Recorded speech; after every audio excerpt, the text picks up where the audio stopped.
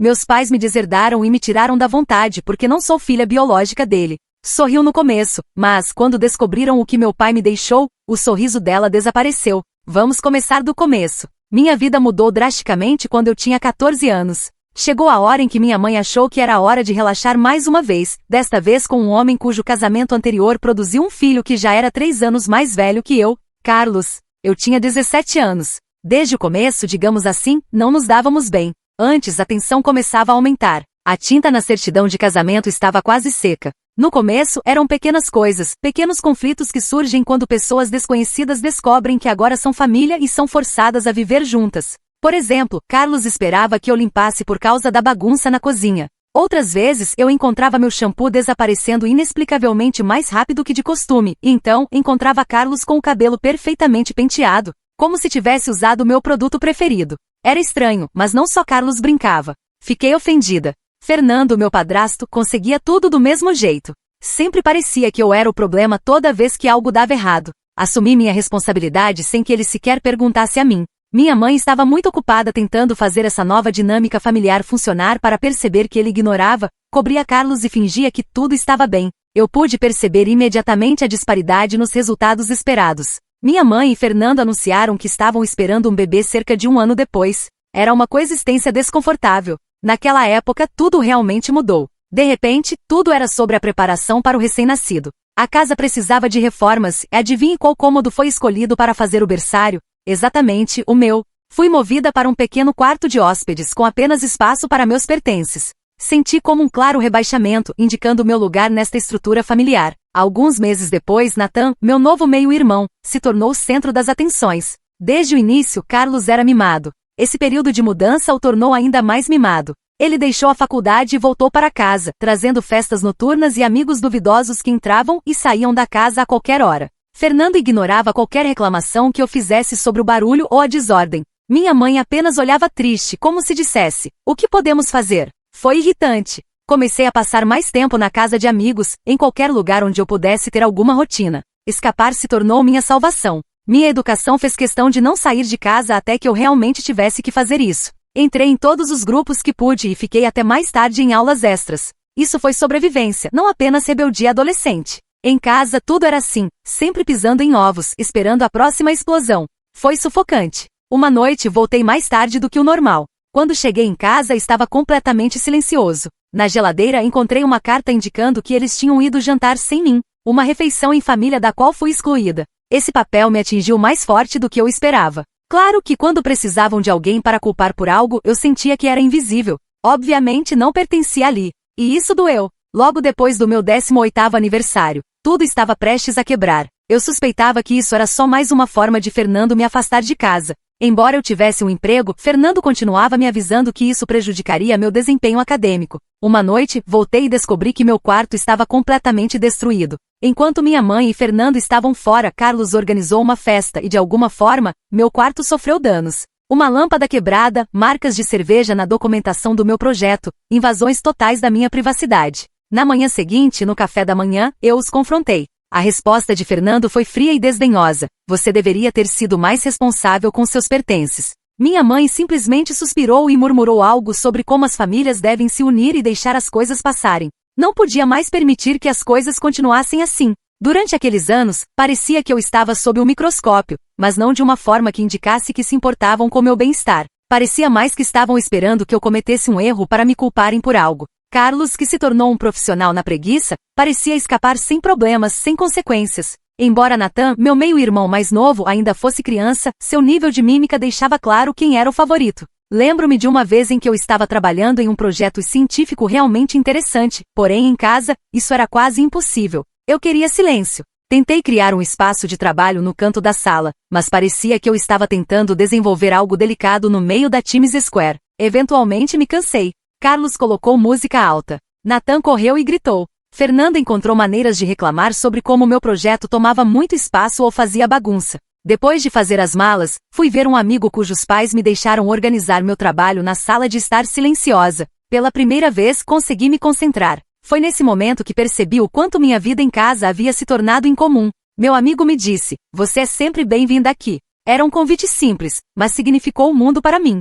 Para mim, o lar era simplesmente um lugar de onde eu mal podia esperar para sair. Um lar deveria ser um refúgio, não só por dinheiro, mas porque tudo o que acontecia fora daquela casa tornava isso um pouco mais fácil de respirar. Comecei a fazer mais turnos no meu trabalho. Suponho que Fernando não gostava disso. Ele falava frequentemente que meu trabalho era uma distração da escola. Mas eu entendi a verdadeira razão pela qual ele não gostava. Eu não estava lá tanto tempo para que ele pudesse me criticar. A ideia de me mudar começou a tomar forma na minha cabeça. À medida que economizava mais dinheiro, eu sabia que não seria fácil. Não havia como minha mãe e Fernando aceitarem isso. Quanto mais pensava sobre isso, mais sentia que era a única maneira de ter controle sobre minha vida. Eu estava cheia de ansiedade no dia em que finalmente decidi informá-los de que me mudaria para perto da minha universidade. Eu tinha encontrado um apartamento modesto, mas razoavelmente acessível. Com meu trabalho de meio período, havia economizado o suficiente para pagar os 3 primeiros meses de aluguel. Não era muito, mas era meu. A ideia de ter minha própria vida, meu próprio espaço, era o suficiente para me manter focada. Uma noite, depois do jantar, sentei Fernando e minha mãe à mesa da cozinha. Meu coração batia forte. Tentei manter minha voz firme e olhei diretamente nos olhos deles. Estou saindo. O quarto ficou em silêncio. Senti a tensão aumentando. Um simples som de alfinete caindo teria sido audível. O primeiro a responder foi Fernando. Ele riu e balançou a cabeça, como se eu tivesse dito a coisa mais ridícula que ele já ouviu na vida. Você acha que está pronta para viver sozinha com essa idade? Disse, sua voz tingida de descrença e um pouco de escárnio. No começo, minha mãe não disse nada.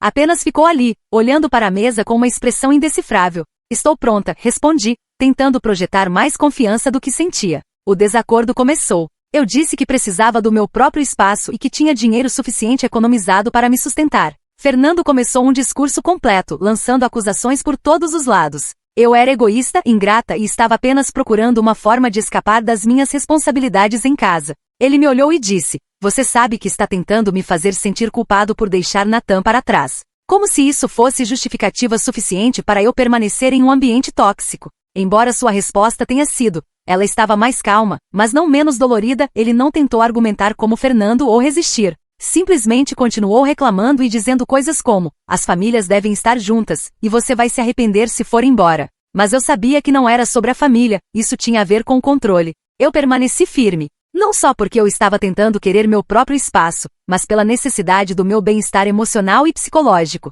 Eu me sentia um estranho em uma casa que era para ser minha. Eu estava cansado de ser responsabilizado por eventos que não estavam em minhas mãos. Eu estava cansado de tentar me encaixar em uma família que já tinha ido embora. Claro que não foi realmente para ela. Nos dias seguintes, comecei a me preparar. Cada objeto que estava embalado em uma caixa parecia um passo mais perto da libertação. Ainda assim, não foi fácil. Na manhã em que eu estava saindo, minha mãe entrou no meu quarto. Embora nunca tivesse se materializado, eu me preparei para outra luta. Em vez disso, ela me ajudou a arrumar, silenciosamente. Nossa troca era superficial, nada mais que ela perguntando se eu precisava de mais caixas ou oferecendo-se para doar alguns dos antigos talheres. Nós dois parecíamos estar tentando evitar os verdadeiros problemas. As noites mais difíceis foram aquelas em que o apartamento estava muito vazio e silencioso. Até os ruídos desagradáveis que Carlos odiava, tocando música no volume máximo, Nathan correndo pela casa, as constantes reclamações de Fernando, me surpreenderam. Senti falta do barulho de casa. Porém, comecei a valorizar o silêncio.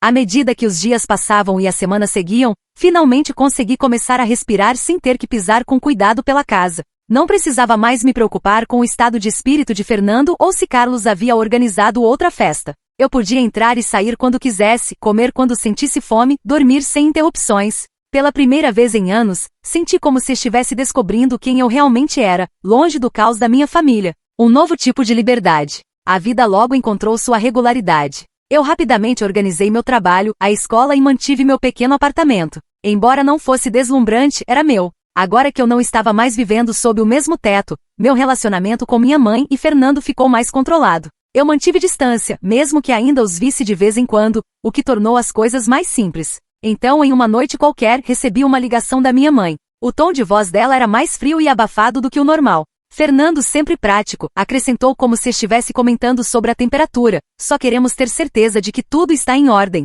Respondi cautelosamente sem saber para onde ele queria chegar. Ela hesitou e então disse, ele decidiu incluir Carlos e Nathan no testamento, mas não você. Como Carlos é filho biológico, parece mais lógico. Houve o golpe. Embora eu não esperasse muito de Fernando, ouvir isso tão claramente me chocou mais do que eu imaginava. A mensagem subjacente não era sobre dinheiro, mas sobre pertencimento. Um lembrete de que, para ele, eu nunca fui realmente parte da família, mesmo depois de todos esses anos. Eu me forcei a responder com uma voz neutra, entendo. Talvez minha mãe tenha percebido o quanto aquilo me doeu, porque rapidamente tentou esclarecer. Você sabe que isso é apenas uma questão legal, não afeta o que sentimos por você. Embora eu não acreditasse, fingi aceitar. A conversa mudou para outros tópicos, mas o estrago já estava feito. Naquela noite fiquei deitado na cama olhando para o teto. Aquele sentimento familiar de não pertencer me consumiu. Nas semanas seguintes, revivi a conversa inúmeras vezes. Parte de mim queria confrontar Fernando, exigir uma explicação ou, pelo menos, fazê-lo entender o quanto aquilo me machucou. Outra parte, porém, me perguntava, se durante tantos anos a família não tinha significado real para mim, por que importava agora? Decidi me distanciar ainda mais. Fui reduzindo as visitas, me mantive ocupado com a escola e o trabalho e passei mais tempo com meus amigos, professores e colegas. Pessoas que realmente me faziam sentir valioso. Elas me amavam não pelo que eu podia oferecer ou pelo tempo que convivemos sob o mesmo teto, mas simplesmente por quem eu era. A dor da decisão de Fernando e os anos em que me senti um pária começaram a diminuir. Não foi uma transformação da noite para o dia, ainda houve momentos de ressentimento, especialmente em reuniões de família, quando via Nathan recebendo toda a atenção. Mas percebi que certas coisas estavam além da minha influência. Onde eu podia, estava criando minha própria família e meu próprio sentimento de pertencimento. Alguns meses depois, Fernando se recuperou de seu problema de saúde e a vida deles voltou ao normal. O verdadeiro desafio veio quando fui convidado para um jantar em família, como uma espécie de celebração pela melhora de Fernando. Mais por obrigação do que por vontade fui.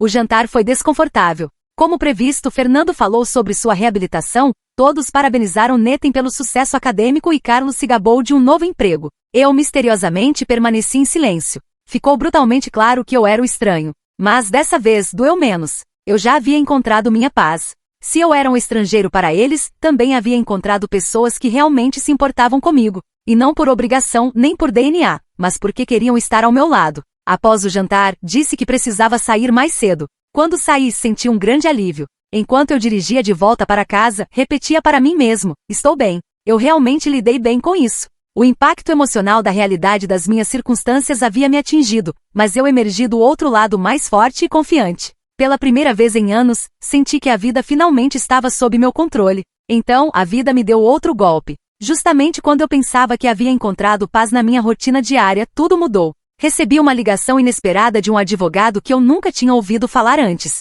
Sua voz era agradável, oficial, mas carregava uma certa hesitação. Estou falando com Isabel Rodrigues? Perguntou. Sim, sou eu, respondi, confusa sobre o motivo da ligação. Estou entrando em contato por causa da herança de Maria Gonzalez, sua tia-avó, disse ele, suas palavras medidas e deliberadas. Ela faleceu recentemente e a nomeou como única beneficiária de sua herança. Por um momento fiquei em silêncio. Eu conseguia lembrar vagamente da tia Maria. Ela era uma daquelas parentes distantes, daquelas que você ouve falar ocasionalmente, mas nunca chega a conhecer de verdade. Eu sabia que ela não tinha filhos. Meu pai já havia mencionado, muitos anos atrás, que ela o ajudou a criá-lo, mas eu mesma não a via desde que era uma garotinha.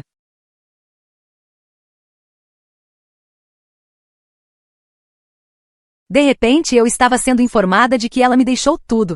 Sinto muito pela sua perda, disse o advogado, quebrando o silêncio. Sua tia era uma mulher excepcional. Ainda processando a notícia, murmurei um obrigada. Você tem ideia do que ela deixou para trás? Perguntei, esperando que fosse algo modesto, talvez uma casa antiga ou algumas lembranças de família. Mas a resposta me pegou completamente de surpresa. Sua tia-avó era muito bem de vida. Ao longo dos anos, fez alguns investimentos muito bons. A herança inclui várias propriedades, um portfólio significativo de ações e um fundo fiduciário avaliado em cerca de 3 milhões de dólares. Meu coração parou. Fiquei ali segurando o telefone, tentando entender. Não éramos próximas. Quando eu era mais jovem, fiz algumas visitas, mas nosso vínculo nunca foi forte. Por que ela me deixaria tudo? O advogado parecia antecipar minha confusão. Ela deixou uma carta para você e explicou. Enviarei junto com o restante da documentação. Depois que desliguei, fiquei olhando para o telefone, tentando absorver tudo. Os 3 dias seguintes foram um turbilhão. Reuniões com advogados, assinaturas de documentos, tentando entender exatamente o que eu havia herdado.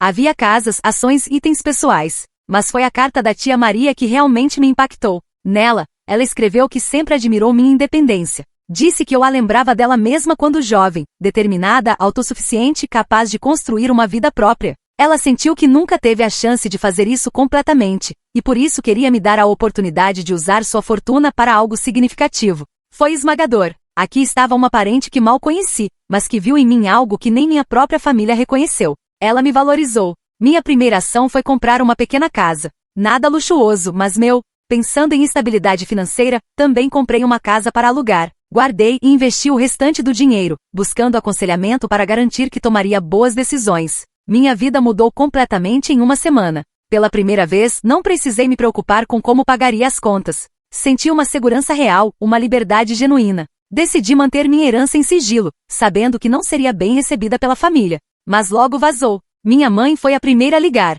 Inicialmente queria saber como as coisas estavam com Fernando, mas logo a conversa mudou. De repente todos começaram a me pedir dinheiro. Fui inundada com pedidos de empréstimos, presentes, favores. Me senti sobrecarregada. Foi então que percebi, eu merecia viver para mim mesma. Depois de anos me sentindo excluída, finalmente tive coragem de dizer isso à minha mãe. Expliquei que essa herança me deu a oportunidade de construir minha própria vida e que eu precisava agir em meu próprio interesse. A resposta dela foi me acusar de egoísmo. Mas eu permaneci firme. Com o tempo as ligações começaram a diminuir. Quando perceberam que eu não cederia, desistiram. Eu sabia que essa herança não era apenas dinheiro. Era uma chance de tomar controle do meu próprio destino. Meu relacionamento com a família ficou ainda mais tenso, mas isso não me incomodava mais. Eu já tinha encontrado minha verdadeira família. Pessoas que me amavam pelo que eu era, não pelo que eu poderia oferecer. Meu irmão mais novo, Diego, foi o único que tentou se aproximar. Ele me enviou uma carta sincera. Aceitei que não poderia mudar meu relacionamento com o resto da família.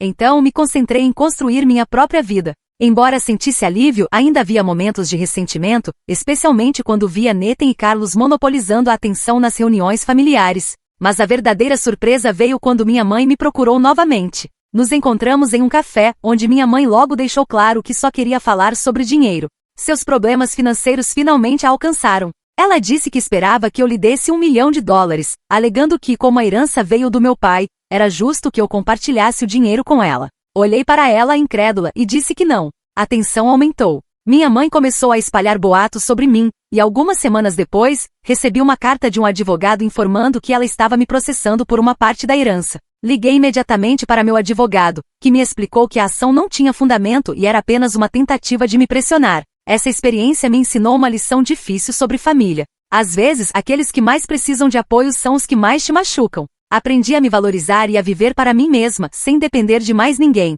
Mantive minha posição e disse à minha mãe que não lhe daria $1 milhão.